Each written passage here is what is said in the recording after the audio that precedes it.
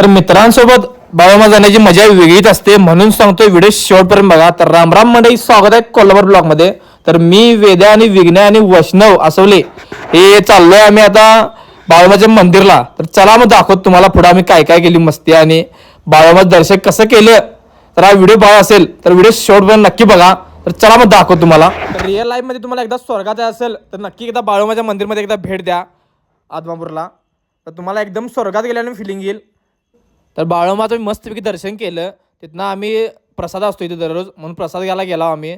प्रसाद पण एकदम विषय हार्ड असतोय, खतरनाकच. बघू शकता तुम्ही आता हे रोजचा प्रसाद असतोय. तर तिथनं मी प्रसाद करून बाहेर आल्यानंतर एक सिनेमॅटिक व्हिडिओ केला. तर जाताना बघून जावा 100%.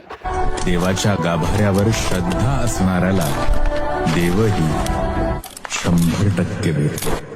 फलक तू गरज तू बरस तू धूप में छाँव की एहसास ईश्वर ही आए थे क्या? केवल आए नहीं, यही है.